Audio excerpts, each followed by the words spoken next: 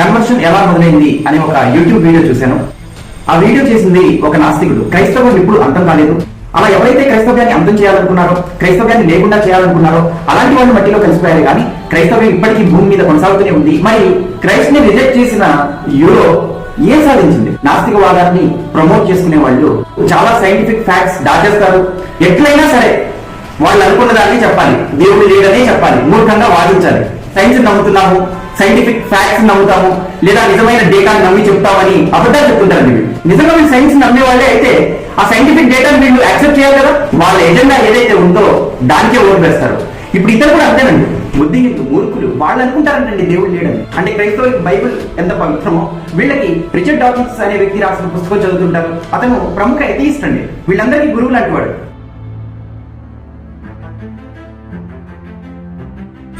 అందరికీ హాయ్ అండి, నా పేరు రాజీవ్. కొద్ది రోజుల క్రితం కన్వర్షన్ ఎలా మొదలైంది అనే ఒక యూట్యూబ్ వీడియో చూశాను. ఆ వీడియో చేసింది ఒక నాస్తికుడు, అంటే దేవుణ్ణి నమ్మని వాడు. ఆ వీడియోలో భారతదేశంలో క్రైస్తవులు ఎప్పుడు వచ్చి కన్వర్ట్ చేయడం మొదలు పెట్టారు అన్న విషయాలని ఆయన ప్రస్తావించారు. అంటే దానికి సంబంధించిన చరిత్రని ఆయన చెప్పుకుంటూ వచ్చారు. ఆ వీడియోని నేను అంతగా పట్టించుకోలేదు, కానీ కామెంట్ సెక్షన్ లో కామెంట్స్ చదువుతూ ఉన్నప్పుడు అక్కడ ఒక కామెంట్ కనిపించిందండి. ముందుగా ఆ కామెంట్ చదువుతానండి. ఆ కామెంట్ చేసిన వ్యక్తి పేరు ప్రవీణ్ కుమార్. ఆయన ఏం చెప్తున్నాడంటే, ద డా విన్సీ కోడ్ సినిమాలు తీసిన వాళ్ళే మరి the passion of Christ cinema తీశారు, కానీ ఎంత విషయం చల్లినా ఏం కాదు, నీలాంటోళ్ళు మట్టిలో కలిశారు, ఇలాంటివి ఎన్నో చూసాంలే, కాలమే సమాధానం చెప్తుంది అని ఆయన కామెంట్ చేశాడు. ఈ కామెంట్ లో కొంతవరకు నిజం ఉందండి, అది నాకు అర్థమైంది. ఈ కామెంట్ చేసిన వ్యక్తి ఉద్దేశం ఏంటి అంటే, క్రైస్తవ్యాన్ని చాలా మంది అంతం చేయాలనుకున్నారు, ఎంతో మంది క్రైస్తవ్యం మీద విషం చిమ్మారు, కానీ క్రైస్తవం ఎప్పుడు అంతం కాలేదు. అలా ఎవరైతే క్రైస్తవ్యాన్ని అంతం చేయాలనుకున్నారో, క్రైస్తవ్యాన్ని లేకుండా చేయాలనుకున్నారో అలాంటి వాళ్ళు మట్టిలో కలిసిపోయారే కానీ క్రైస్తవ్యం ఇప్పటికీ భూమి మీద కొనసాగుతూనే ఉంది అని ఆ వ్యక్తి అభిప్రాయం అండి. అయితే ఆ కామెంట్ కింద ఆ వీడియో చేసిన వ్యక్తి అతనికి రిప్లై ఇవ్వడం నేను చూశానండి. అతను ఏం రిప్లై ఇస్తాడో చూద్దామని ఒకసారి చూస్తే, ఇదిగోండి ఇక్కడ చూడండి, వాయిసోపీడియా అని ఉంది. అంటే ఆ యూట్యూబ్ ఛానల్ పేరు వాయిసోపీడియా. ఆ వీడియో చేసిన అతను వ్యంగ్యంగా ఇదిగోండి ఇలా సమాధానం చెప్పాడు, స్వీట్ బాయ్, నాలంటోడే కాదు, నువ్వైనా, మీ పాస్టర్ అయినా, మీ పోప్ అయినా మట్టిలో కలవాల్సిందే. ఆ రిప్లై చూశాక ఈయనకి, ఆ ప్రవీణ్ కుమార్ అనే ఆ వ్యక్తి ఆయన చెప్పింది అర్థం కాలేదని నాకు అర్థమైందండి. అంటే ఎదుటి వాళ్ళు ఏం చెప్తున్నారో పూర్తిగా అర్థం చేసుకోకుండానే ఈయన రిప్లై ఇస్తున్నట్టు మనకు కనిపిస్తుంది. అందుకే నేను మళ్ళీ ఒకసారి దానికి రిప్లై ఇచ్చాను. ఏమని రిప్లై ఇచ్చానంటే, మేము అదే చెప్పేది, ఎంతమంది వచ్చినా క్రిస్టియానిటీని మట్టిలో కలపలేరు అనే మాట చెప్పానండి. అంటే మనం అందరం చనిపోతాము, ఎవరైనా చనిపోతారు, క్రైస్తవ్యాన్ని అంతం చేయాలనుకున్న వాళ్ళు కూడా చనిపోతారు, కానీ క్రైస్తవ్యం మాత్రం ఎప్పుడూ భూమి మీద ఉంటూనే ఉంటుంది అన్న విషయాన్నే అతను చెప్పాడు, నువ్వే సరిగా అర్థం చేసుకోలేదు అని నేను ఆ రిప్లై ఇచ్చానండి. క్రిస్టియానిటీని మట్టిలో కలపలేరు అని నేను రిప్లై ఇచ్చేసరికి అతనికి మరి ఈగో దెబ్బతిన్నట్టుంది. ఆ తర్వాత ఆయన ఏం రిప్లై ఇచ్చాడో చూద్దాం. అతను, ఓ పాయి యూరోపియన్ కంట్రీస్ చూడు అని వ్యంగ్యంగా రిప్లై ఇచ్చాడండి. అంటే యూరోప్ లో క్రిస్టియానిటీ అంతమైపోయింది, అక్కడ లేదు, ఒకసారి చూసుకో అని రిప్లై ఇచ్చాడండి. యూరోప్ లో క్రిస్టియానిటీ పూర్తిగా 100% అర్థమే అవ్వలేదండి. అక్కడ కూడా కొద్ది మంది నిజమైన క్రైస్తవులు ఇంకా ఉన్నారు.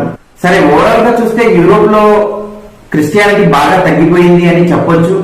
ఆయన చెప్పిన దాంట్లో కొంతవరకు నిజం ఉంది. కానీ ఇలా కొన్ని జనరేషన్ లో జరుగుతూ ఉంటుంది.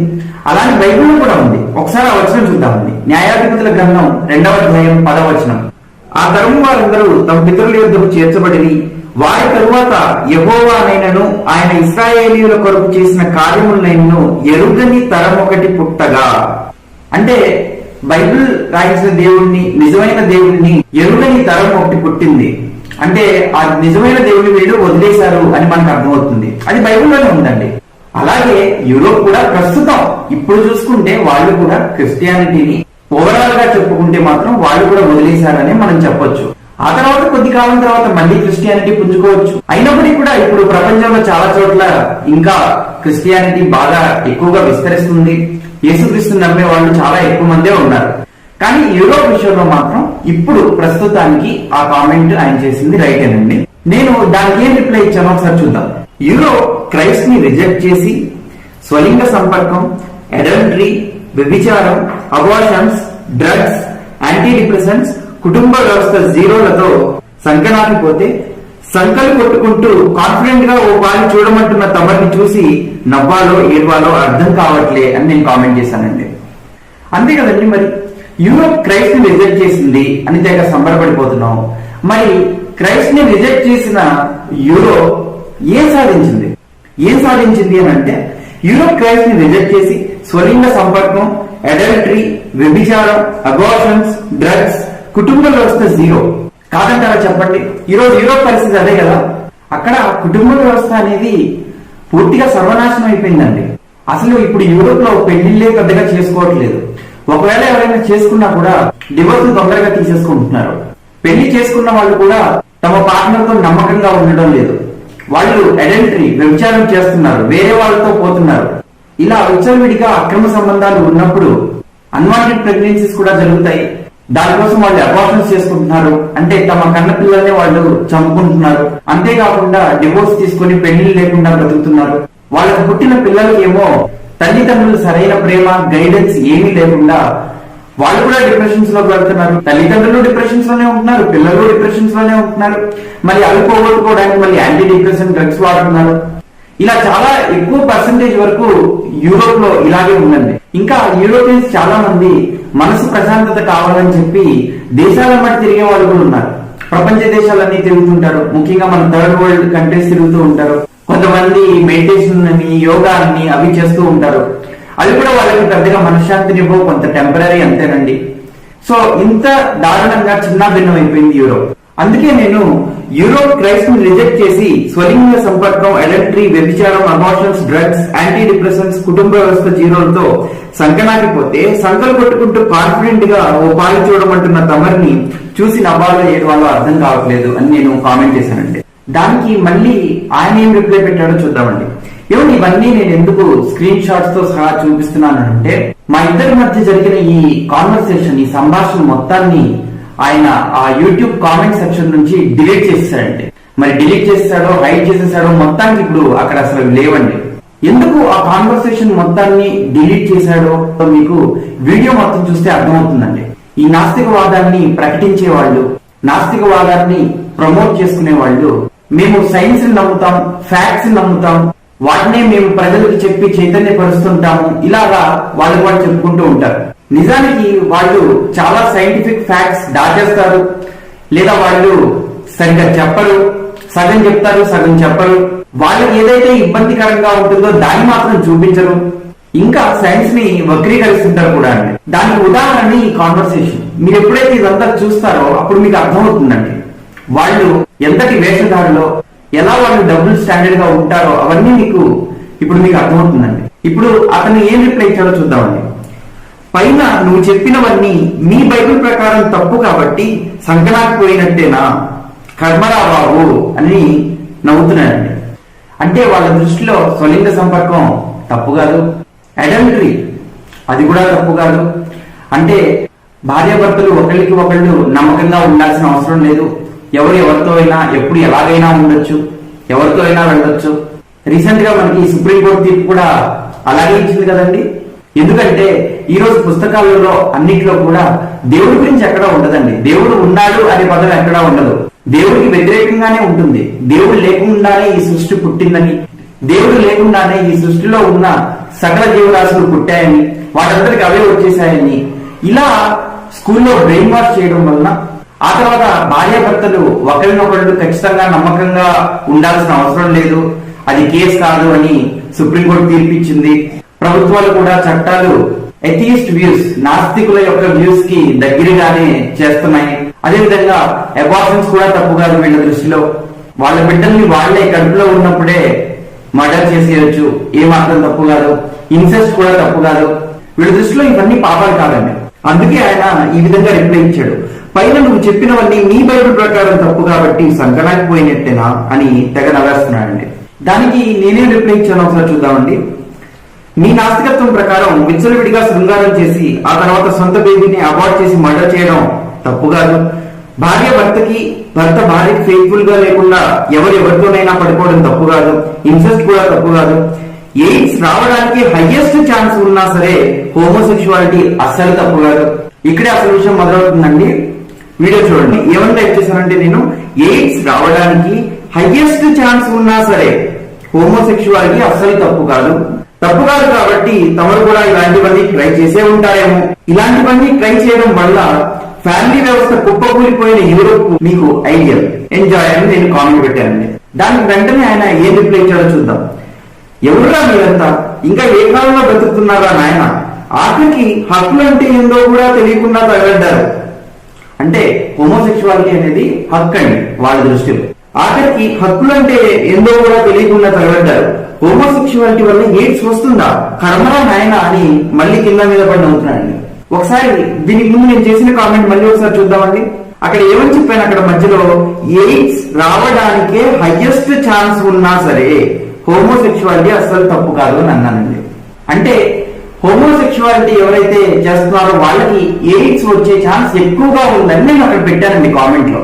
మరి ఏమీ తెలియదు కదా, ఏమీ తెలియదు కాబట్టి పైగా ఆయన ఏమంటున్నాడు, హోమోసెక్షువాలిటీ వల్ల ఎయిడ్స్ వస్తుందా కర్మరా నాయన అని చెప్పి ఇక్కడ నవ్వుతున్నాడు. నేను వెంటనే వికీపీడియాలో హోమోసెక్షువల్స్ కి ఎక్కువగా ఎయిడ్స్ వచ్చే ఛాన్స్ ఉంది అని ఉన్న ఇన్ఫర్మేషన్ ని కాపీ చేసి పేస్ట్ చేశానండి. అక్కడ డైరెక్ట్ గా వికీపీడియాలో ఉన్న దాన్ని కాపీ చేసి పేస్ట్ చేశాను. ఏమని పేస్ట్ చేశాను ఒకసారి చూద్దామండి. వికీపీడియాలో ఏముందంటే, however globally MSM are still considered a key population. ఇక్కడ MSM అంటే male having sex with male లేదా men having sex with men అంటే వీళ్ళు హోమోసెక్షువల్స్ అండి. however globally MSM are still considered a key population. ఈ MSM గుంపు ఏదైతే ఉందో వీళ్ళు కీ పాపులేషన్ అంట, చాలా ముఖ్యమైన పాపులేషన్ అంట. దేనికి అంటే meaning they have high rates of HIV and are at high risk for acquiring the virus. అంటే HIV వైరస్ రావడానికి హైయెస్ట్ రిస్క్ లో వీళ్ళే ఉన్నారంటండి. కీ పాపులేషన్ ఉంది చాలా క్లియర్ గా. ఇంకా అక్కడ 9 అనే నంబర్ బ్రాకెట్ లో ఉంది, ఒకసారి అది కూడా చూడండి. దాన్ని మీరు మనసులో ఉంచుకోండి, తర్వాత నేను చెప్తాను. MSM are only a small percentage of the US population. US population లో MSM అనే వీళ్ళు తక్కువ పర్సంటేజ్ ఉన్నారు. అయితే బట్ అని చూడండి ఇక్కడ, but they are consistently the population group most affected by the HIV or AIDS virus and are the largest proportion of American citizens with an AIDS diagnosis who have died. ఈ MSM అనే ఈ గుంపు US population లో చాలా తక్కువైనప్పటికీ కూడా వీళ్ళు consistent గా HIV లేదా ఎయిడ్స్ తో ఎఫెక్ట్ అవుతున్నారండి బాగా. అంతేకాదు HIV ఎయిడ్స్ వచ్చిన వాళ్ళలో తొందరగా చనిపోయే వాళ్ళు కూడా ఈ గుంపేనంట. అదే ఇక్కడ రాశారండి చూడండి. And are the largest proportion of American citizen with an AIDS diagnosis who have died. ఎయిడ్స్ వచ్చిన వాళ్ళు చచ్చిన వాళ్ళు కూడా వీళ్ళే ఎక్కువ అంట. అక్కడ బ్రాకెట్ లో 10 ఉంది, దాన్ని కూడా మీరు మనసులో పెట్టుకోండి, తర్వాత చెప్తాను. ద యునైటెడ్ నేషన్స్ అంటే ఐక్యరాజ్య సమితి అండి. The United Nations estimates that 2 to 20% of MSM are infected with HIV depending on the region they live in. అంటే కొన్ని ప్రాంతాల్లో ఈ MSM లో 2% అంటే 100 మంది ఉంటే ఇద్దరు ఖచ్చితంగా ఎయిడ్స్ ఉంటుందంట. ఇంకా కొన్ని ప్రాంతాల్లో ఈ MSM కి 100 మంది ఉంటే అందులో 20 మందికి ఎయిడ్స్ ఉంటుందంటండి. అలా ఎవరు చెప్తున్నారు, నేను చెప్పట్లేదండి, ఐక్యరాజ్య సమితి చెప్తుందని ఇక్కడ వికీపీడియాలో ఉంది. యునైటెడ్ నేషన్స్, ఈ ఐక్యరాజ్య సమితి కానీ యునైటెడ్ నేషన్స్ కానీ USA గవర్నమెంట్ కానీ వీళ్ళందరూ కూడా హోమోసెక్షువాలిటీ ప్రమోట్ చేస్తారండి. అంటే అది తప్పు కాదు, అది వాళ్ళ వ్యక్తిగత స్వేచ్ఛ కాబట్టి అది నేరం కూడా కాదని చెప్పి హోమోసెక్షువాలిటీకి ఎగెయినెస్ట్ గా ఏవైతే క్రిమినల్ ప్రొసీజర్ ఉందో వాటన్నిటిని కొట్టించేస్తున్నారు. అది తప్పు కాదు అని వీళ్ళు ప్రమోట్ చేస్తున్నారండి. ఎవరు, యునైటెడ్ నేషన్స్ వాళ్ళు, USA వాళ్ళు కూడా హోమోసెక్షువాలిటీ ప్రమోట్ చేస్తున్నారు, తప్పేం లేదని అంటున్నారు. వాళ్ళే HIV లేదా ఎయిడ్స్ రావడానికి హైయెస్ట్ ఛాన్స్ ఈ MSM ఉంది అని చెప్పడం మీరు ఇక్కడ చూశారు. నిజం చెప్పాలంటే వీళ్ళకి ఎయిడ్స్ వచ్చే ఛాన్స్ ఇంకా ఎక్కువ ఉంటుందండి. ఎందుకంటే ఎంతైనా వాళ్ళు కలెక్ట్ చేసే డేటా హోమోసెక్షువాలిటీకి ఎక్కువగా వ్యతిరేకం లేకుండా చేద్దామనే చూస్తారు. అయినప్పటికీ వాళ్ళకి ఇంత డేటా అనేది వాళ్ళ దగ్గరికి వచ్చింది. ఇప్పుడు ఇదంతా కూడా వికీపీడియాలో ఉంది. డైరెక్ట్ గా నేను దాన్ని పేస్ట్ చేశాను. అలా పేస్ట్ చేసి కింద నేను ఏమో టైప్ చేశానంటే, పైన ఉన్నది డైరెక్ట్ గా వికీపీడియా నుంచి కాపీ చేసి పేస్ట్ చేశాను. వికీపీడియా మాత్రమే కాదు, అన్ని అఫీషియల్ గవర్నమెంట్ వెబ్సైట్స్ లో కూడా అదే ఉంది అని చెప్పానండి చాలా క్లియర్ గా. వికీపీడియాలో మాత్రమే కాదు, వేరే వెబ్సైట్స్ లో, ముఖ్యంగా అఫీషియల్ గవర్నమెంట్ వెబ్సైట్స్ లో కూడా అదే ఉంది అని చెప్పాను. మీలాగా సరిగ్గా రీసెర్చ్ చేయకుండా ఏది పడితే అది వాదం. ఎందుకంటే ఆయన వాగాడు కదండి, హోమోసెక్షువాలిటీ వల్ల ఎయిడ్స్ వస్తుంది దాని కింద మీద పడి నవ్వుతూ కామెంట్ చేశాడు కదా, వాగాడు కదా. మేము మీలా కాదు, సరిగ్గా రీసెర్చ్ చేసి పెట్టాము అని నేను అక్కడ కామెంట్ చేశానండి. ఎట్లయినా సరే వాళ్ళు అనుకున్న దాన్ని చెప్పాలి, దేవుడు లేడనే చెప్పాలి, మూర్ఖంగా వాదించాలి. ఏమన్నా అంటే మేము సైన్స్ నమ్ముతున్నాము, సైంటిఫిక్ ఫ్యాక్ట్స్ నమ్ముతాము, లేదా నిజమైన డేటాని నమ్మి చెప్తామని అబద్ధాలు చెప్తుంటారండి వీళ్ళు. నిజంగా వీళ్ళు సైన్స్ నమ్మే వాళ్ళే అయితే ఆ సైంటిఫిక్ డేటాని వీళ్ళు యాక్సెప్ట్ చేయాలి కదా. అంటే యునైటెడ్ నేషన్స్ కానీ యుఎస్ఏ గవర్నమెంట్ కానీ వీళ్ళు కూడా దాన్ని చెప్పాలి కదండి. ఆ ఎంఎస్ఎం లైఫ్ ఏదైతే ఉందో, ఆ లైఫ్ స్టైల్ ఏదైతే ఉందో అందులో చాలా డిసీజెస్ వస్తాయి, దాని జోలికి వెళ్ళకూడదు, ఇది డేటా అని చెప్పి స్కూల్స్ లో పబ్లిష్ చేయాలిగా. వాళ్ళకి తెలిసినా కూడా వాళ్ళు చేయరండి. వాళ్ళ ఎజెండా ఏదైతే ఉందో దానికే ఓటు వేస్తారు. ఇప్పుడు ఇతను కూడా అంతేనండి. అందుకే అతను ఏమని రిప్లై ఇచ్చాడంటే, ఆ రిప్లై యాక్చువల్ గా అతను కామెంట్ చేసి మళ్ళీ డిలీట్ చేస్తాడు. ఎందుకంటే పడిపోయిందని అతనికి అర్థమైపోయింది, అందుకే డిలీట్ చేశాడు. అతను డిలీట్ చేశాడు కాబట్టి నేను దాని స్క్రీన్ షాట్ తీయలేకపోయాను. అంటే ఈ కాన్వర్సేషన్ మొత్తం డిలీట్ చేయకముందు కొన్ని మెసేజెస్ నావి ఆయన డిలీట్ చేశాడండి. ఆ తర్వాత మొత్తం కాన్వర్సేషన్ డిలీట్ చేయాల్సి వచ్చింది. సరే చూద్దాం అసలు దీనికి ఆయన ఏం రిప్లై ఇచ్చాడంటే, వికీపీడియా నుండి ఇన్ఫర్మేషన్ తీసుకున్నావా అని చెప్పి ఓర్ని అని చెప్పి నవ్వాడండి. అంటే వికీపీడియా సోర్స్ నుంచి నువ్వు ఇన్ఫర్మేషన్ తీసుకున్నావని కింద మీద పడి నవ్వుతున్నాడంటే వికీపీడియా అనేది రిలయబుల్ సోర్స్ కాదు, అంటే నీకు వికీపీడియా నుంచి సోర్స్ తీసుకోకూడదు అని కూడా తెలియదు అని ఈయన ఒక విధంగా వెక్కిరిస్తున్నాడండి. ఎవరు వెక్కిరించాడు? వికీపీడియా నుండి ఇన్ఫర్మేషన్ తీసుకున్నావా ఓర్ని అని చెప్పి వేళాకోళం చేశాడు. అలానే 2 సార్లు ఉంది చూడండి అక్కడ. ఒకటేమో పైన ఉంది వికీపీడియా నుండి ఇన్ఫర్మేషన్ తీసుకుని ఆయన టైప్ చేస్తుంది, ఇంకోటి కింద ఉంది వికీపీడియా నుండి సోర్స్ తీసుకున్నావా అని చెప్పి. ఇవి రెండు నా నోటిఫికేషన్ లో కనిపిస్తే దాని స్క్రీన్ షాట్ తీసానండి. ఎందుకంటే ఆయన చేసిన ఒరిజినల్ కామెంట్ ఏదైతే ఉందో అది డిలీట్ చేసేసాడు. నాకు నోటిఫికేషన్స్ లో ఇంకా అది కనబడుతూ ఉంటే దాన్ని నేను స్క్రీన్ షాట్ చేసి మీకు చూపిస్తున్నాను. ఇంకా ఆయన ఏం కామెంట్ చేశాడు ఇంకోసారి చూద్దామండి. నవ్వి నవ్వి చచ్చేలా ఉన్నా, అసురక్ష లైంగిక సంబంధం వల్ల ఎయిడ్స్ వస్తుందిరా నాయన, సెక్షువాలిటీని బట్టి కాదు. అంటే హోమోసెక్షువల్స్ అయినంత మాత్రాన వాళ్ళకి ఎక్కువగా ఎయిడ్స్ వచ్చే అవకాశం ఉందని ఏమీ లేదని కింద మీద పడి నవ్వుతున్నాడు. ఇప్పటికే టైం బొక్క, ఇక పోయి బండాలు రాసుకో అని చెప్పి వెళ్ళకపోవడం చేస్తున్నాడు. అంటే ఇంకి వికీపీడియా గురించి లేదా ఒక ఇన్ఫర్మేషన్ ఎక్కడి నుంచి ఎక్స్ట్రాక్ట్ చేయాలి, ఆ సోర్స్ రిలయబులా కాదా, వీటి గురించి పెద్ద ఐడియా లేదండి. ఇతను మళ్ళీ పెద్ద యూట్యూబర్. మళ్ళీ ఈయన తన యూట్యూబ్ వీడియోస్ లో పెద్ద ఫ్యాక్ట్స్ ప్రజెంట్ చేసే వాళ్ళలాగా ఎక్కడెక్కడి నుంచో ఏవేవో తీసి కింద ఇటు అటు పెడుతూ ఉంటాడు. అంటే ఈయనకి కనీసం ఒక రిలయబుల్ ఇన్ఫర్మేషన్ వికీపీడియాలో దొరుకుతుందా లేదో కూడా ఈయనకి తెలియదు. ఖచ్చితంగా దొరుకుతుందండి. వికీపీడియాలో ఉండే ఇన్ఫర్మేషన్ లో చాలా వాస్తవం ఉంటుంది. అక్కడక్కడ ఎక్కడైనా అబద్ధాలు ఉండొచ్చు. ఒకవేళ అబద్ధాలు ఉంటే మనం దాన్ని ఈజీగా కనిపెట్టవచ్చు. ఎలాగో నేను చెప్తాను చూడండి ఇక్కడ. ఎందుకంటే నేను ఆ రోజు ఆ విషయాన్ని నేను చాలా క్లియర్ గా టైప్ చేశానండి. అప్పటికి నాకు అదంతా తెలుసు. నేను ఏమని రిప్లై ఇచ్చాను ఒకసారి చూద్దామండి. వికీపీడియాలో ఆ ఇన్ఫర్మేషన్ ఎక్కడి నుండి తీసుకున్నారో కింద ఫుట్ నోట్ లో ఇస్తారు. వికీపీడియాలో కింద ఫుట్ నోట్ ఉంటుందండి, లేదా రిఫరెన్సెస్ అనే ఒక సెక్షన్ ఉంటుంది.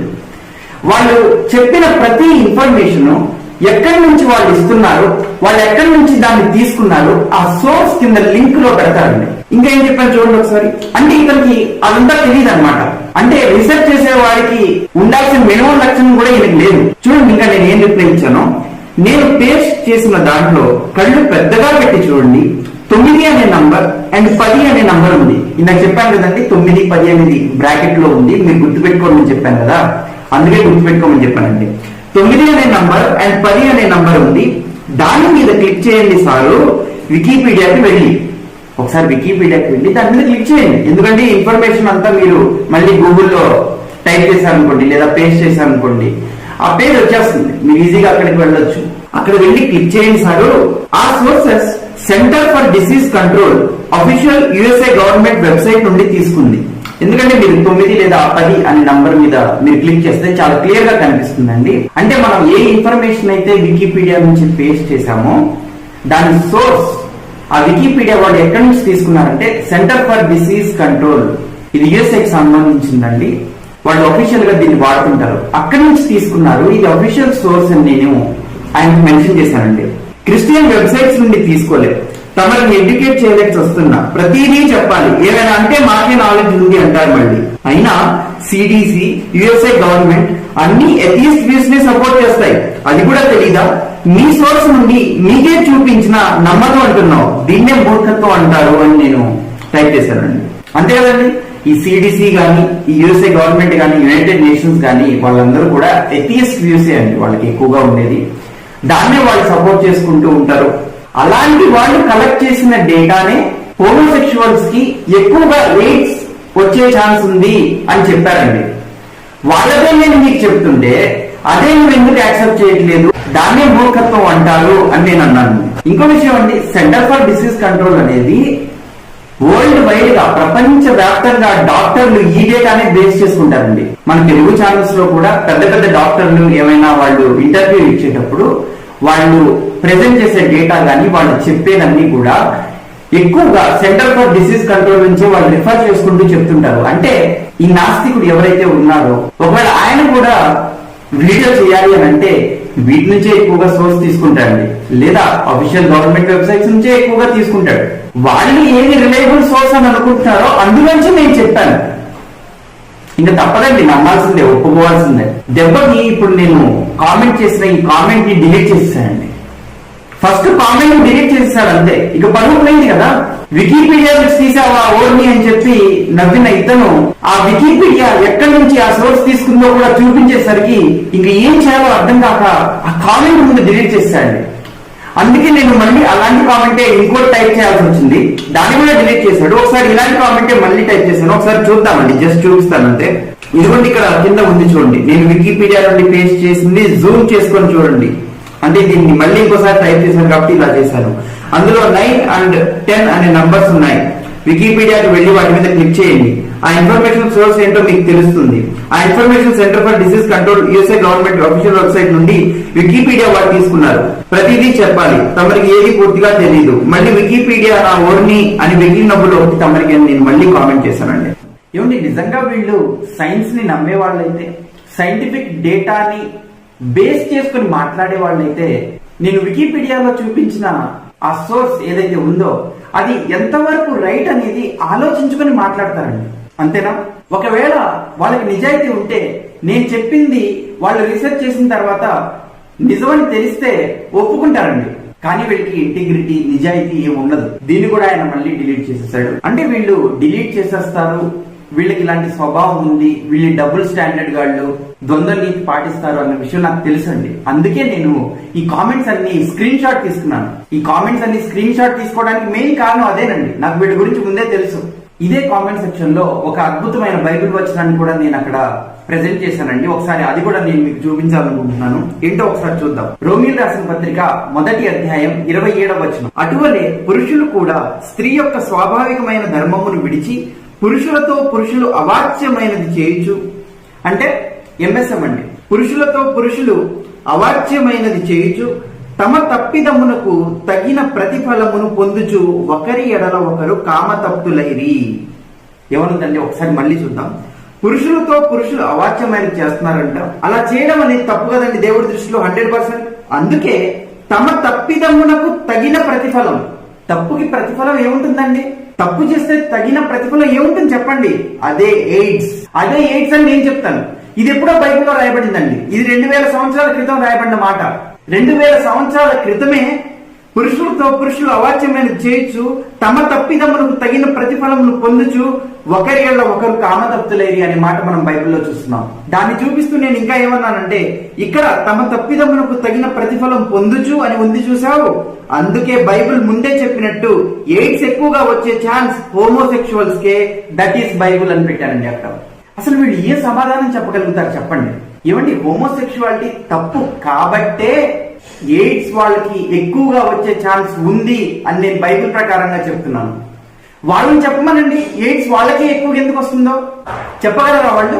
సమాధానం లేదు వాళ్ళ దగ్గర. అంతేకాదండి, వ్యభిచారం చేయడం దేవుడి దృష్టిలో తప్పు కాబట్టే అలా చేసే వాళ్ళకి సెక్షువల్లీ ట్రాన్స్మిటెడ్ డిసీజెస్ వస్తుంటాయండి, ఎస్టీడీస్. పెళ్లి చేసుకొని ఒకరికి ఒకరు నమ్మకంగా, ఒకరికి ఒకరు బద్దులుగా ఉండే వాళ్ళకి ఈ ఎస్టీడీస్ రావండి. బైబిల్లో ఆ మాట కూడా ఉందండి, చూద్దాం. హెబ్రీయులకు రాసిన పత్రిక 13వ అధ్యాయం 4వ వచనం. వివాహము అన్ని విషయములలో ఘనమైనది గాను పాన్పు నిష్కల్మషమైనది గాను ఉండవలెను. అంటే వివాహం చాలా ఘనమైనది దేవుని దృష్టిలో, పాన్పు నిష్కల్మషమైనదిగా ఉండాలి. నిష్కల్మషమైనది అంటే వాళ్ళు ఒకరికి ఒకరు నమ్మకంగా వాళ్ళు మాత్రమే ఉండాలి, అక్రమ సంబంధాలు పెట్టుకోకూడదని దాని అర్థం అండి. అందుకే వాళ్ళకి ఈ చెత్త, ఈ డిసీజెస్ ఇవేమీ కూడా రావండి. కానీ ఎవరైతే ఇక్కడ చూడండి, వేశ్యా సంగులకును వ్యభిచారులకును దేవుడు తీర్పు తీర్చును అని ఉంది. అంటే ఎవరైతే వ్యభిచారం చేస్తారో, ఎవరైతే వేశ్యా సంగులు ఉన్నారో వాళ్ళకు మాత్రం దేవుడు తీర్పు తీరుస్తాడని బైబిల్లో చాలా స్పష్టంగా ఉందండి. బైబిల్ బట్టి నేను చెప్తున్నాను, వాళ్ళకి అందుకే ఎక్కువగా సెక్షువల్లీ ట్రాన్స్మిటెడ్ డిసీజ్ కానీ ఎయిడ్స్ కానీ వచ్చే అవకాశం ఉంది. వీళ్ళేం చెప్తారండి? దేవుని నమ్మని నాస్తికులు ఏం చెప్తారు చెప్పండి? దానికి వాళ్ళ దగ్గర ఎక్స్ప్లెనేషన్ ఉంటుందా? వాళ్ళ దగ్గర ఏమి ఉండదండి. నిజాలు చెప్పేస్తే ఆ కామెంట్ సెక్షన్ మొత్తం తీసేస్తారు. ఫ్యాక్ట్స్ ని ప్రెజెంట్ చేస్తే వాటిని డిలీట్ చేసేస్తారు. వీళ్ళకి నిజాయితీ ఉందంటారా చెప్పండి? ఇప్పుడు వీళ్ళు హిపోక్రెట్స్ కాదా? అందుకే బైబిల్లో వీరి గురించి, అంటే దేవుని నమ్మని వాళ్ళ గురించి ఏమనుందో తెలుసా అండి? ఒకసారి చూద్దాం.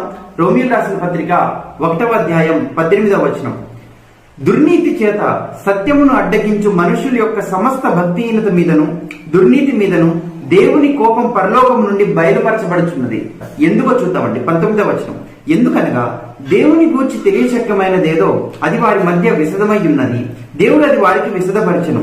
ఆయన అదృశ్య లక్షణములు అనగా ఆయన నిత్యశక్తియు దేవత్వమును జగదుత్పత్తి మొదలుకొని సృష్టింపబడిన వస్తువులను ఆలోచించడం వలన తేటపడుచున్నవి గనుక వారు నిరుత్తరులై ఉన్నారు. అంటే దేవుని గురించి ఏదైతే తెలియాలో దేవుడు దాన్ని చాలా క్లియర్ గా తెలియజేస్తూ ఉన్నాడు. దేవుడు వాళ్ళకి అది విశదపరిచాడు. ఆయన లక్షణాలు, ఆయన అదృశ్య లక్షణాలు, ఆయన ప్రేమ, ఆయన నిత్యశక్తి, ఆయన దేవత్వము, ఇవన్నీ కూడా జగదుత్పత్తి మొదలుకొని సృష్టింపబడిన వస్తువుని ఆలోచిస్తే, ప్రతి వస్తువుని ఆలోచిస్తే, ఈ భూమి మీద సృష్టింపబడిన వస్తువుని ఆలోచిస్తే దేవుడు ఉన్నాడని, ఆయన లక్షణాలు ఏంటో అవన్నీ కూడా అర్థమవుతాయండి. కానీ వాళ్ళు అర్థమవుతున్నప్పటికీ కూడా, దేవుడు ఉన్నాడని స్పష్టమవుతున్నప్పటికీ కూడా కావాలని దేవుణ్ణి అపోజ్ చేస్తారు. అందుకే ఇక్కడ 18వ వచనంలో దుర్నీతి చేత సత్యమును అడ్డగించు మనుషుల యొక్క భక్తిహీనత ఉంది. దాని మీద దేవుని కోపం పరలోకం నుండి బయలుపరచబడుతున్నది అని మనం చూస్తున్నామండి. ఇంకా ఏముంది 21వ వచనంలో, మరియు వారు దేవుని ఎరిగియు, దేవుడు ఉన్నాడని అర్థమవుతున్నప్పటికీ కూడా, లేదా దేవుడు ఎలాంటి వాడో అర్థమవుతున్నప్పటికీ కూడా, మరియు వారు దేవుడిని ఎరిగియు ఆయనను దేవునిగా మహిమపరచలేదు. దేవుడు లేడు అని వాదిస్తుంటారండి. ఆయనను దేవునిగా మహిమపరచలేదు, లేదా తమ సొంత దేవుణ్ణి సృష్టించుకొని దేవుని మహిమని తక్కువ చేసేస్తూ ఉంటారు. అలాంటి వాళ్ళు కూడా ఈ లిస్ట్ లో వస్తారండి. మరి వారు దేవుని ఎరిగియు ఆయన దేవునిగా మహిమపరచలేదు, కృతజ్ఞతాస్తుతులు చెల్లింపను లేదు గాని తమ వాదమున యందు వ్యర్థులైరి, వాళ్ళు వాదిస్తూ వ్యర్థులైపోయారు అని బైబిల్లో ఉంది. ఇంకా వారి అవివేక హృదయము అంధకారమయమాయను, తాము జ్ఞానులమని చెప్పుకొనుచు బుద్ధిహీనులైరి. వాళ్ళు ఏమని చెప్పుకుంటూ ఉంటారండి? జ్ఞానులు అని చెప్పుకుంటూ ఉంటారు.